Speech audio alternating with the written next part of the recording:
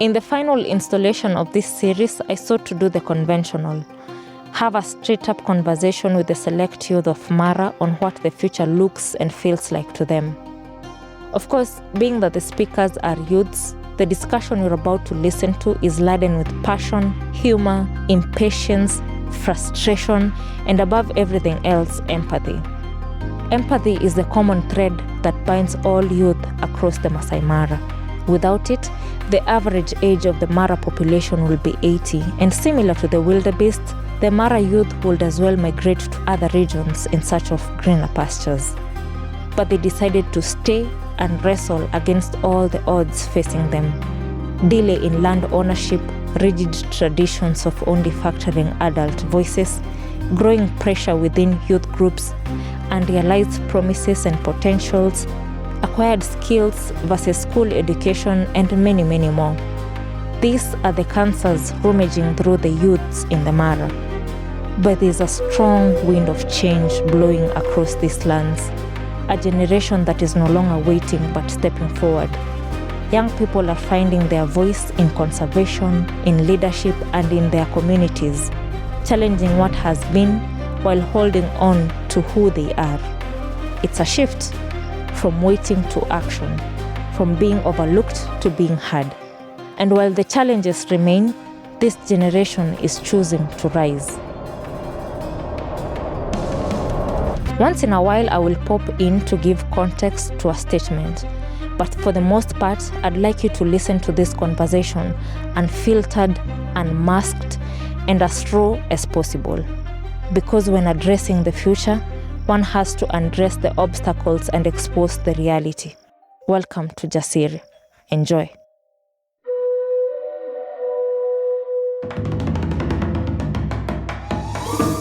Now let's dive into the conversation. So to begin with, it's not us who are organizing these conservancies into clusters. They've already been organized by existing policy framework. And conservancies are organized in Eastern, Central, and Western cluster. To mention a few, Eastern cluster has conservancies like where the place I'm coming from, Naigara, where we have 2 conservancies, Uldedikesi, Ulpoa Conservancy. Come this way, you'll find Mara Ripoi Conservancy, Marasiana Conservancy, Loiter Hills Conservancy, and even way to Mount Susua Conservancy. That is Eastern cluster. When we go to Central, you'll find some conservancies share Central and Western. For example, you'll find a conservancy like Naboisho is in Central, Sambirovit is in Western. A conservancy like even Pardaman, Saaten Conservancy, those are conservancies in Central. When we go to Western, you'll find Western, these big conservancies, MNC, Mara North, Nyakweri Kimintet. So they're about 23 or so conservancies. So they're already organized in clusters. So now, the question is, where did the idea of youth representation start? It started with MMWCA, of course, partly forced by this carbon project. And why it is forced by this carbon project? You look, in 2024, we passed the carbon market regulations. That is the carbon market regulations of 2024. And it is very clear on the place of the community when it comes to the carbon project, for example. And community, a youth is also part of the community. So being part of the community, they are hands tied that they have to make sure that the voice of the youth is heard. So now, in their wisdom or lack of it, they said it could not be possible, practically possible, to engage every youth in the Mara landscape. And that is why they requested at least 2 youth in big conservancies like Mara North, 3 to 4 youth to come and represent those conservancies on that discussion on the carbon project. So being part of the team that was here, perhaps maybe just to be clear, I didn't come here to represent a conservancy. So I was not privileged enough to have been invited by my conservancy, for example. In addition to these 3-4 youth from all the conservancies around, they now asked themselves, are there youth-led organizations that are somehow active or could be seen doing a thing or two? And they invited the leadership of those youth-led organizations. And that is why myself, being the chair of Naigara World Youth Association, found himself in that particular meeting. That is where someone like Concern who is leading, is it called Resolute Rise, CBO, which has actually also been seen doing some things about land, found himself there. There is a number of youth-led organizations that were represented, and we made a total of about 120 youth there. At least you must agree with me that if these people are representing conservancies and you're coming from that conservancy, either because you're invited by the manager of that conservancy or by the chairperson of that conservancy, then we expect you to speak the voice of that particular conservancy. Of course, I understand we have challenges because some of these conservancies were sending their children, they were sending their relatives, and that is one of the issues that we had problematized. But even if then these particular children of those leaders of these conservancies would be said they are not representing the conservancies, which I think to a certain extent is a lie, because even if my father is a manager of that conservancy and he invites me to attend that meeting, I am first of all a child of that landowner. When addressing the avenues for youth leadership, the conversation often turns to representation. Across the ecosystem, young people frequently question how youth delegates are selected for major conservation forums, highlighting a deep desire for democratic, transparent selection processes rather than arbitrary top-down appointments. Okay, Newton. Yes. But for you to select someone, they must have some influence so that when they go, do you know what people who are selected in our conservancy? Someone who doesn't even talk to people. Sasa umeselect huyo mtu akuje kurepresent as a carbon representative, yet akisha kuja, someone doesn't even know how to speak publicly. Instead of just using critical thinking, na uende utafute someone at least mwenye anaweza kalisha youth kwa community, awaambie at least, naona saizi tukiwa hivi maybe tuko committing ketu kawa naume, unaweza niambia kitu yenye mlisema huko, but then people wenye waliselektiwa hapo, someone mwenye introverted, mtu mwenye hata ongeangi na watu. So that's why na kukuja tena mkaribia kabisa na hiyo meeting yenyu. So saizi like honestly mimi as my point of view tuko nyuma sana na hiyo story ya carbon, because hakuna place like literally hakuna information tumepata. Maybe tuingie sasa kwa website tuende tujisome, and not most of the people can do that. Just to hit pause for a second. For those of you wondering about that carbon meeting Wanda was so frustrated about, here is the backstory.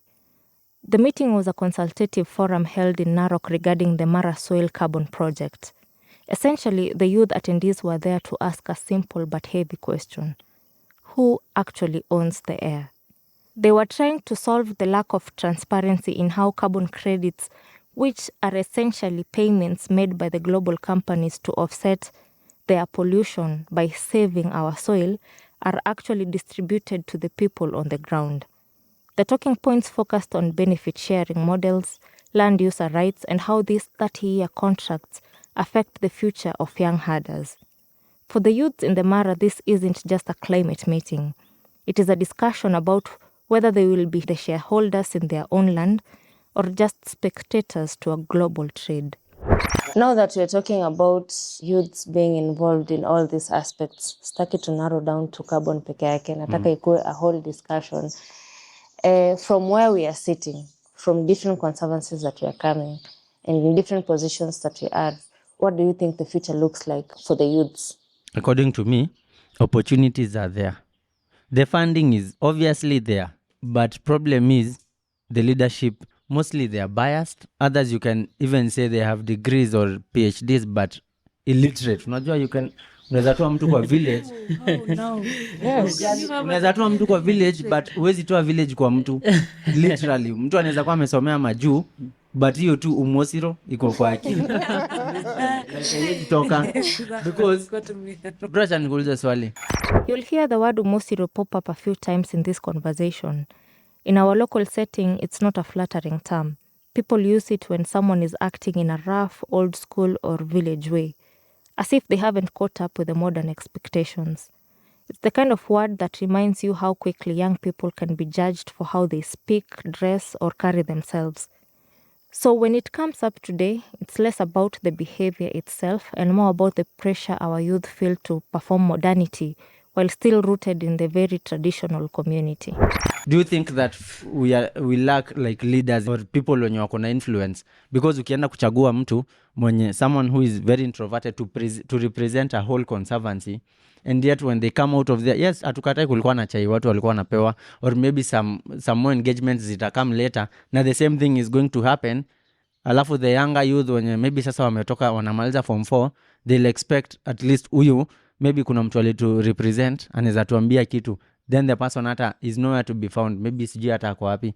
Sasa ndo tunataka kujua, so what is your future like? Let me just say, everyone must be involved, whether it's the community. Tuseme saa hizi opportunity kama hii imetokea, at least watu wanafaa kuulizwa who is the best candidate to do this. No, but also we should learn to love ourselves. What does so that as mean? the youths, we should learn to love ourselves, because Meaning?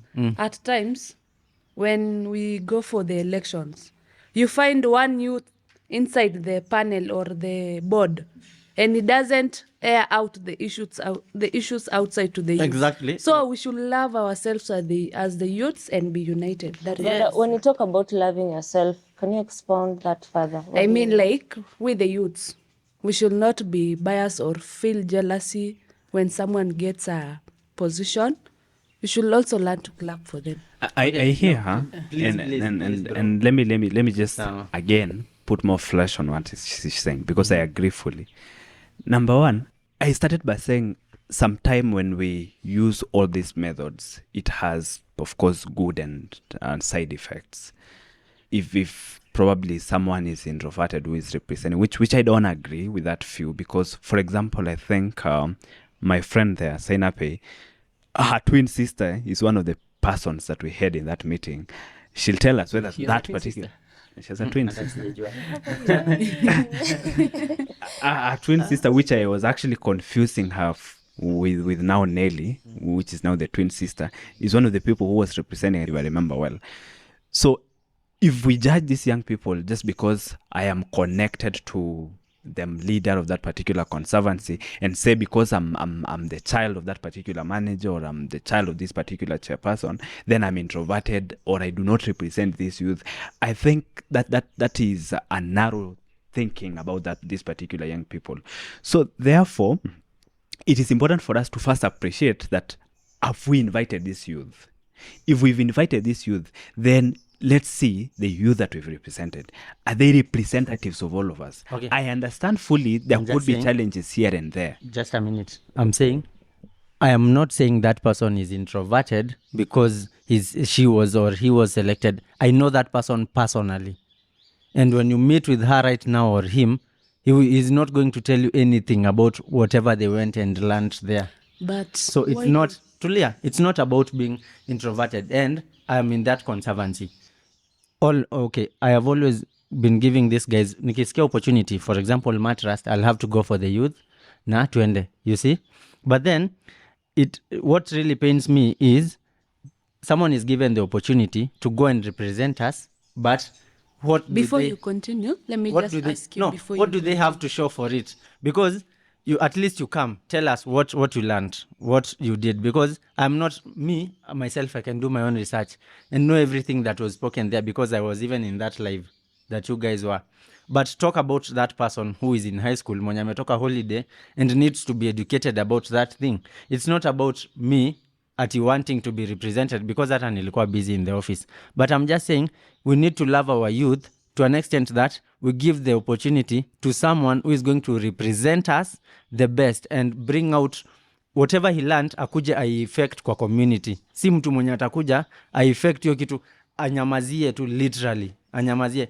So tungekuwa tumesikia, unajua nini bro, if that person, si hiyo meeting ilikuwa before the Aitong one, angekuja at least aseme kitu yenye alilearn, because kuna time they came to the conservancy, juu alikuja kutana na manager, you see, we would have organized at least a forum, akuja aseme, atuite youths kadhaa, atuambie this is what we learned, this is what they said about the carbon project, and this is what the way forward is going to be. Then the word will spread, watu watajua. But then hiyo story ilishia hapo. Okay, one question for you.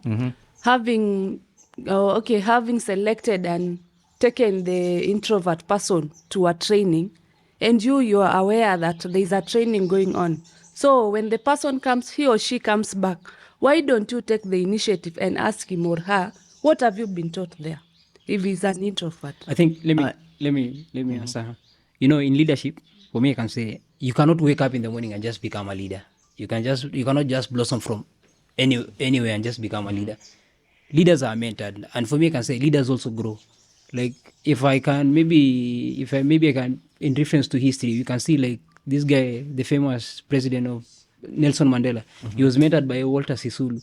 So you see, even us as youth in leadership, we need to have those mentors. Like, yes, someone can see leadership in you, and at least you can also get mentorship, so that even in these leadership roles, these conservation leadership roles, even in conservancy, something. So we as youth, at least we can have that mentorship from those leaders. And you, at least, even when you are selecting someone for representation for you, it's someone with knowledge, someone with influence, not only influence with the election that was done within the conservation or maybe the conservancies, someone who can stand for you guys and speak for matters that relate with you guys, than bringing someone maybe, yes, it's okay, we cannot judge someone who is an introvert, but having those people mentored, we are youth and we are growing. So if we can have those mentors, like people who are guiding us, this is the way.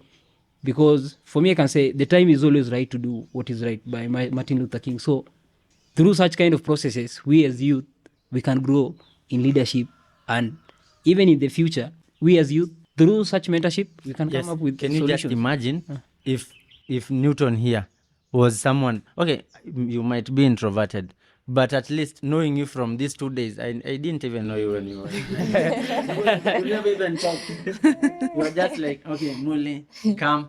But then, at least in you, I can see some qualities of a leader.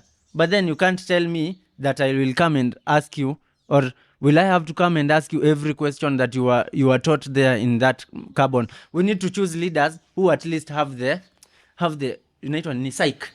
Yeah, Yes, you should also kama have the anaenda psych. kutu represent, atakuja hadi na psych atuambie bedhe tukulienda hivi, na mnajua nini, mimi niliraise hii issue juu niliona ni kama hawa watu wanataka kutufinyilia, but hakukuwa na story kama hiyo. Huyo alipata tu hiyo story ilisha hivyo na akalala. Hiyo hata I bet saizi amesahau kitu aliongelea hiyo time, na hiyo information haikupasiwa to anyone. Okay, because I think I mentioned a number of times. I agree fully with the conversation, and as we comment, as we critique, let's also remember to provide solutions. Because as I've said, one of the greatest challenges that we're experiencing at this age is, and even our fathers are experiencing, is how do we open a door for these young people? Firstly, because we are so many in numbers. And again, because almost all of us are leaders in our own ways. If we go to that particular village and we select that young girl whom you think cannot speak in front of people, just as he said, if you've given an opportunity, you may realize that she could have a point that is even the strongest that myself, who is the chairperson. So therefore, we are asking ourselves, how do we tap into the energies of these young people? In another forum, I said, we have energy and we have time. How do we tap into the energy of every young person without necessarily saying this one is less, this one is good, this one is better? We can all have a space that we can all, have our voices heard. And that's why I have to say MMWCA has done a good job in at least demonstrating that good faith by giving us that platform that at least one of us or two of us or some of us can, be listened to, and then probably share ideas on how the larger group will be engaged. A quick acronym check. MMWCA stands for the Maasai Mara Wildlife Conservancies Association. They are the umbrella body that coordinates the 25 plus conservancies in the Mara. They are a huge player because they represent over 15,000 land owners, trying to balance the needs of tourism partners with the actual livestock and livelihood needs of our people. Let me tell you this for a fact. The idea to have this youth engagement move to all the conservancies at our village level is an idea that did not come from MMWCA. What MMWCA did together with the One Mara Carbon Project is supporting that particular idea. But the idea itself came from us, the youth. And we said, because we are just 120 of us. And even those 120 of us, not all of us will be engaged continuously because it's quite expensive to host 120 people in a hotel. We said, let's invest in going back to these people. And we said, these young people have power because power belongs to the people. So because they have power, they sometimes dictate events. If you tell us that you have your issues that transcend this carbon project, for example, they go into conservancy issues, they go into employment issues, because those were the issues that were raised in Aitong, for example. We also need to be heard, because I remember people saying, this is the first time that we're having an engagement of this nature. I have not been into Aitong before, but I dare say, having had most of them, that could be the platform they've had after a long period of time. So now they have to have their issues raised. I will tell you for a fact, all those issues were valid concerns, even if it was not about the carbon project, but they were also equally important issues. Because if you're telling us that you don't like how employment is happening in those organizations that are in Mara, if you're telling us you're not happy with how youth are being engaged in the Mara, those are valid concerns that need to be, ironed out, and also need to be, solutions need to be looked for. Newton, let's dig a bit deeper into the employment issues. What is the problem? First of all, it's a cancer that's affecting the whole country as a whole. And then you will never wait the government, for example, to absorb everyone. And then that is the challenge that I want to give to even the young people in the Mara, that the existing facilities or employment opportunities at in Mara are not enough for all of us. That's where we should depart from. But even if they are not enough for all of us, we are challenging each and every institution in the Mara, whether it is an association, whether it's an organization, whether it is whatever it is, if it's even those conservancies, we are challenging them that at least 80% or 90% of your employment opportunities, give it to locals. And not just locals, give it to these young people, because they are the breadwinners in the families. They are the people who will marry tomorrow, or they married the other day. They have families that they need to take care of. They are the people whom we've schooled, and they need to bring that energy, that zeal, that capacity into that particular work. So the challenge that we're experiencing at this point is, first, we have limited opportunities. And that is why we have to ask this particular institution to at least do whatever they can within their means to open more opportunities for jobs. And once those opportunities are open, please, let's give them to these young people. And as we give them, one of the cancers that I've heard from this youth is this, that these opportunities, we are not getting them in a fair process. Employment opportunities are not given transparently. Some jobs are not even advertised. And if they are not advertised, we are going to headhunt people. And the people that we are going to headhunt are people who are connected to them. We have most talented young people who are not connected to these powerful people in the Mara, for example. And that's why we're saying, please do an advertisement. And then we will utilize platforms like ours to spread that advertisement. And when we spread that advertisement, it will go and reach to most people. When local youth advocate for an 80 to 90% local hiring baseline, the conversation shifts from simple numbers to the transparency of the recruitment systems themselves. For qualified graduates, the real barrier is often informational. When job opportunities are filled through closed word-of-mouth headhunting rather than public listings, pre-existing networks naturally crowd our local talent. To bridge this gap, the youth are actively building alternative channels. When Newton mentions platforms amplifying openings, he's referring to the Mara Youth Hub, peer-to-peer WhatsApp opportunity networks, and the MMWCA career portals. These spaces have become digital manyatas, vital networks where critical information usually moves across the ecosystems. By urging organizations to utilize these transparent digital pipelines, the youths aren't just asking for vacancies. They are championing an accessible systems where localized talent and conservation opportunities can finally meet on equal terms. I am privileged to advise most of them, including this carbon project. Currently, they've advertised a position for 2 drivers and I think a researcher. In that particular, I am the one who suggested that it has to be advertised, and I've utilized my own platforms that I am in to share that particular advert to as many people as possible. I'll tell you for a fact, right now as we speak, they're looking for 3 people, but there are over 1,000 adverts. We're still telling them that even in the process of employment, it's not enough to advertise. again, the process of getting these 3 people need to be fair, need to be open, need to be transparent. Because the moment you remove any of this element, we'll get into an injustice. Because you'll go headhunt somebody because he is connected to you, and eventually you'll realize that the person you've headhunt is not even good enough for that particular job. And you end up leaving the ideal person just because you need to satisfy a certain individual. Okay. In addition, I'm sorry. It's okay. One problem in the Mara is there's no diversification.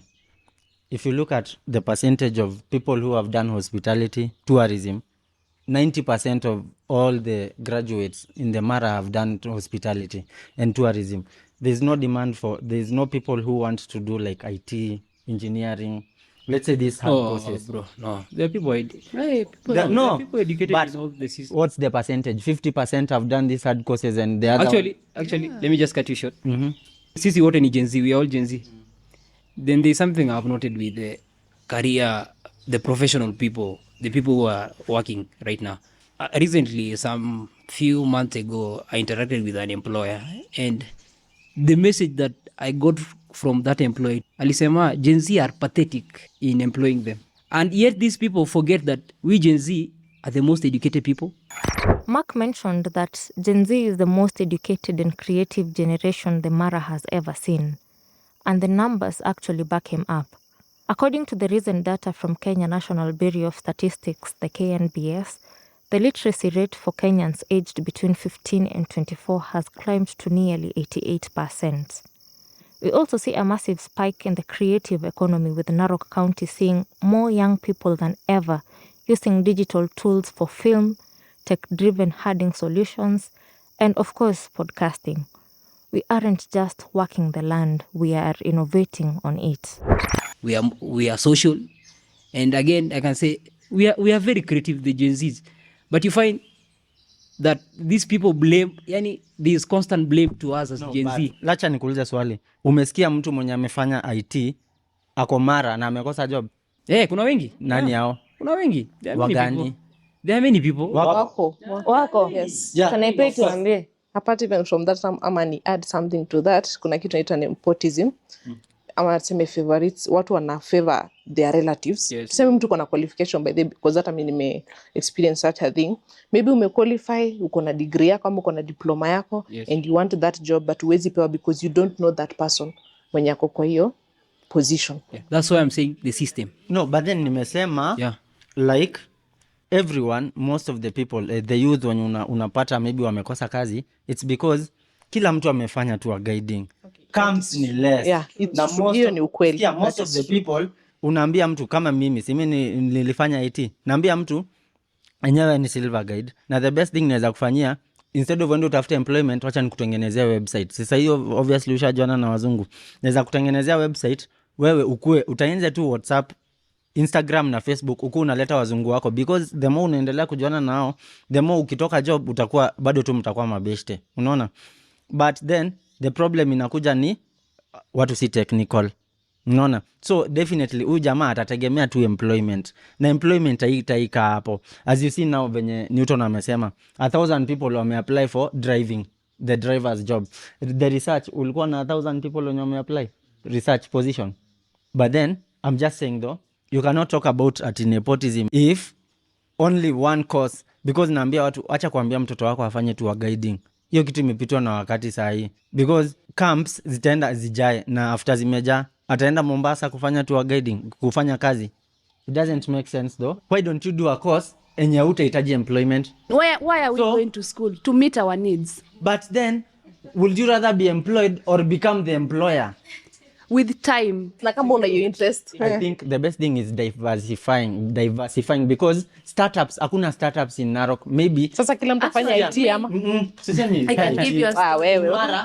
Serious. startups hakuna though. I can give you a just a few, because most of the people wanaingia into employment na hakuna ile knowledge ya ku start something, because kila mtu ana depend on employment, na ukifika employment hapo sasa, hapo ndio nepotism inaingia, because nyinyi wote nani atawapea job? In fact, Kwani nepotism ni nini? What is Mimi- nepotism? Choosing people because you are all skilled, so ataendea bro yake because pia kuna skills kama zako. One day I have a question. We are talking about tour guides na ku-aim at kutengeneza websites na hizo vitu zote. Wana aim at which type of tourists? International. International, exactly. Or even Kenyan, because si mtu akiwa Nairobi ataona website yako. How are we Hata Narok, anywhere. are we exploring the option ya kuwa na domestic tourist ama watu wamerely sana? Wamerely na outside. Mostly wamerely because wamekutana na wazungu. Najua Mara unakutana na wazungu wengi kuliko hata watu wa Nairobi. Kwa nini? You see? Because Narok, si unajua Mara imejaa, like most of the people wanakuja donors ni tourists kama wazungu. Most of the people wenye wanakuja kusaidia ni wazungu, so most of utakuwa na access to wazungu more, unaona, in the day to day life, other than mtu mwenye tuseme ametoka Nairobi amekuja Mara. Uko na access to more domestic people, more Kenyans kuliko No, wale wengine. wa Maasai, no, not necessarily locals wa Mara, but outsiders wenye wametoka na Nairobi and They're other still places, no.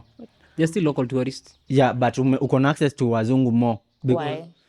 ukiangalia WTC volunteers wanakuja wengi ni wazungu. Yeah, my question is why are we not focusing on domestic Well, on the tourism? domestic. But pia ni, I think I can add on that. The reason kwa nini local tourists si wengi than the outside. Okay, the prices zenye wanaeka, iko very expensive. Like per night it's 1 million. When the panel brings up those massive numbers, it might sound like an exaggeration at first. But the financial reality of luxury tourism here is genuinely huge. During the busiest migration seasons, premium suites and private villas at top eco lodges across the Mara can cost anywhere from $5,000 to over $7,500 per night. When you look at the exchange rates, that easily adds up to over 1 million shillings, just a single night stay. Seeing that kind of international money entering the area really makes you understand why the youths feel so frustrated. It makes you stop and think. When you realize that while these luxury numbers exist on one side of the fence, local schools right next door are still struggling to fundraise just to get basic desks for their classrooms. This big contrast reminds us that real sustainable conservation cannot just be about high-end tourism. It has to make sure that community are protecting the wildlife and rising at the exact same pace. Per night it's 1 million. So imagine Mwafrika kama mimi, nende nilipe 1 million. Na sunaona wazungu huku wana afford. Wazungu, unajua wanakuanga wameinvest a lot kitambo wakuje huku. So you see, I think ni pia pesa. Hiyo ni salary ya mtu. 1 million, it's a lot. So what is the solution to that? Should we reduce? No. They can't. Should they reduce to accommodate local I think people for me nasema favorable to prices. Waeke tu price yenye ina make sense kwa. for local? No, let them. No, I'm just saying though, Let them kuna charge prices za differently. zenye mtu anaweza meet, kuna different price levels. Mbona uende kama mfuko ina? Na kama hiyo ndio iko so luxurious, it's luxurious. Mbona unataka luxury na ufiki bei? You can Unaenda by your own means. But I think But sasa easy by your own means, are they available? Ziko, definitely utapata. definitely. So wewe Ama na ukiendea ile logic luxury, alafu mkiingia pa- ukiendea luxury fika bei. Hata si hivyo. My question is, with this availability ya local people mahali wanaweza lala, mbona bado tour guides hawa focus na local tourism? Because tips. Tips. Yeah. Zungu anakupea tip ya $100. Na Africans hawapea Mkenya nangi anakupea tips. so hapo. Hata mostly hata wapeani. So ni ukweli by the way, But that's then I true. think tour guiding is a very good opportunity though kwa mtu mwenye amequalify maybe gold ama silver, because one thing uko in high demand, another thing wewe already uko na a wide pool of guests wenye umejuana nao, tuseme wazungu ama hata locals, such an extent that ukianzisha kampuni yako utakuwa tuseme for example Kimojino already amejuana na kila mtu, so ameanzisha website such an extent that ataacha job ndio afanye hiyo job yake fully, unaona. So that's one advantage of being a tour guide. But then if you are a tour guide mwenye hana knowledge, hana know-how ya kuexpand, utabaki tu hapo hivyo complaining because hakuna kitu inaweza kusaidia. Hata utengenezewe website, hauna the know-how ya kurun website, ya kujimarket, unaona.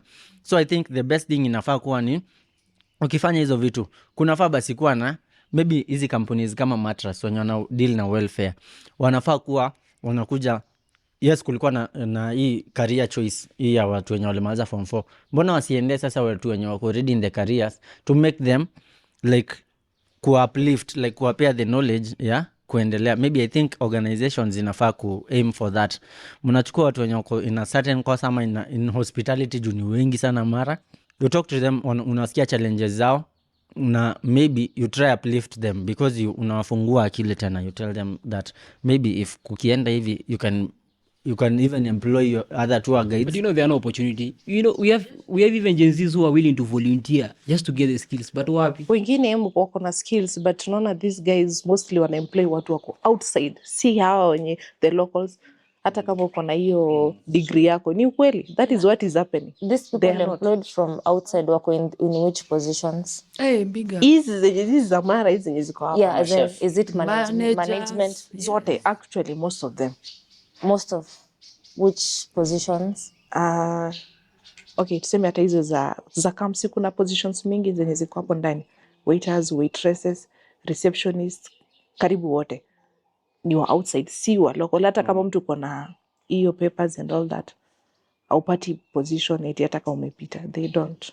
So can be is it favorism ama? The favorism, that is what I was saying. The employer anataka quality of service. Kwani mwenye alisoma kwani eti quality, kwani mwenye alisoma ajui Kenya alisoma. No, what do you mean? Sasa mtu atapata aje experience usipo ni employ? What really happens? Ni nini huwa ina happen? I think they see that unajua you get used to something. Ukiona venye mimi nafanya kazi and you are sure that mimi siwezi uma nje, they tend to go with that other than to try a new option. Na hiyo option unajua ujui tena because you are just testing the waters. Even though I might assure you that niko na the same skills, they'll just end up choosing that same person because wako na ile kuzoea, like wamejua like huyu jamaa ako hivi, so why should I try a new one? No. Then we are not transparent. Now that tunaongelea hii story, what do you think should be done about this matter? Ni nini tunafaa kuongelea youths? I feel like pia kuna that entitlement in youths wako naye which is not working to their favor. So what is your take on that? First, wanapaswa kuacha hiyo nepotism kabisa. Totally kabisa. Usikuwe na nepotism. Ni mtu mwenye ako na qualification, isikuwe eti because I know you ama I know your father ndio unapewa kazi siku. But here is the way it's contradicting itself. Sawa? Anyone who's starting up a project or a company anataka kupromote a youth mwenye ametoka hapo. In fact, hata most of the time ukiangalia wakati mtu anataka kuemploy one person, akoza ni nani huyu tunaweza pata? Number one thing inakuanga how can we go back and give back to the community?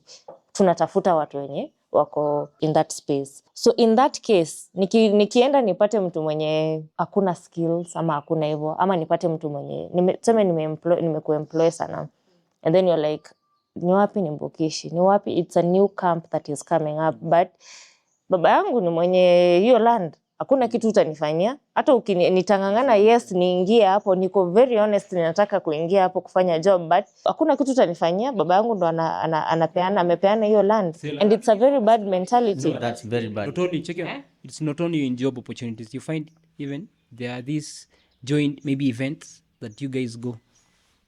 So for me I feel unaona ile sense of belonging we as youth that we do have of the place.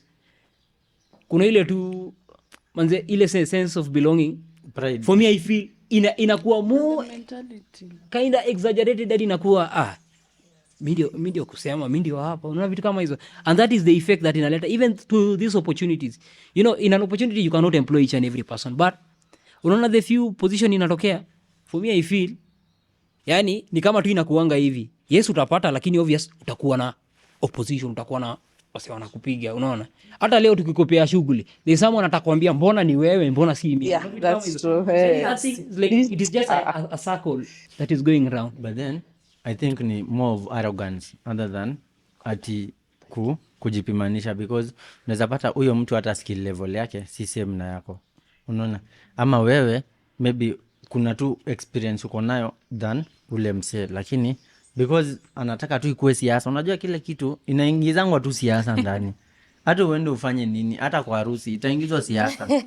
Everything ni siasa. So I think most of them they just try to bring in maybe politics, ati huyu ni juu ya ule msee, even though ajui umetoil for how long. Unaweza kuwa hadi umepiga internship for a whole 6 months ndio upate hiyo job, but hiyo time yote alipuzia hiyo, kafika time ya kupata job sasa ndio inaingia ati that's just nepotism, because like anataka tu kuleta hiyo issue, na akipewa hiyo kazi yako haizi fanya. So most of it I think ni arrogance. I'm still figuring out, what do you think are the solutions to this? No, I think the solution... Will this change in case any youth anaingia in, the youths that you've elected wameingia in leadership? Will there be any mentality change, or what are the solutions you're providing for One thing, kitu ya kwanza, youth akiingia, unajua mimi saizi sela, mi nitakwambia venye iko, sita kuficha ati juu ati na kuogopa. Unajua mtu kama ni uto, nikienda nikosee, atakuja niambia kama bro, na I point out venye iko vizuri, because ni youth, tuko age mates, unaona. So hata niambia whether ndasikia vibaya, whether ita bruise my ego ama kitu kama hiyo, but ataniambia. Lakini mzee, unajua mzee anaweza kuja beat around the bush, ama apata amekutusi. Kuna tu venye mnaheshimiana yenye haizi kuambia ukweli mingi juu maybe mnaweza kosana, ama akukasirishe mkosane umtusi. But sasa mtu kama ni uto, atakuja kuambia, ataniambia venye iko plainly. So I think the youth wakiingia, nani wale youth wenye tunaheshimia, unaona, youth mwenye unaaminia kitu iende south ama iende vizuri, ataniambia. If maybe in putting like a question to everyone, if you guys can think, for me I feel like, you see these opportunities which are there within the landscape, you find there's a camp located somewhere, there's a certain family, there's a certain group of people, like relatives, unaona vitu kama hizo. They are not only one family, you can find maybe family friends who are only maybe like employed in such a place. Then when you go to another place, or maybe an NGO for example, you'll find there's another group of people wenye wanatawala, wenye ndio kusema vitu kama hizo, which is different from the other one. When you go to a different place, you'll also find the same thing. Like it is like a trend, you get. So for me, you can feel, let me just put a good example of the lion. You see, the lions live in territory. No. So for me, if we live in the landscape, we as human, in an image of the wild, we are like the lions. You find these people, they have territories. You get. There's someone who is ruling this territory. And again, when you go to a different section, to another corner of the landscape, you'll find there's another people. There's a group of people, senior positions, who are also like rulers of this place. They have their networks of people whom they have given the opportunities. So for me, is youth. We as youth, what kind of maybe a solution can we bring to equality across all sectors? If it's a organization, if it's a camp setup, facility, yeah, something like that. Newton, based on the discussion that you've had, what do you think are the solutions you can provide for this challenge that we're facing?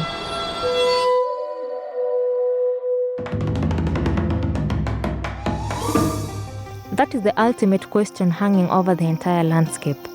We have looked closely at the challenges, the hidden hiring loops, the pressures on local graduates, and the deep wealth gaps in tourism. But exposing the reality is only the first half of being brave. The real shift happens when we stop waiting for a seat at the table and start building our own. This was part 1 of our finale. Join us in the next episode as the wind turns, the youths reclaim their power, and we look directly at the solutions. I am your host, Gertrude, and this is Jasiri.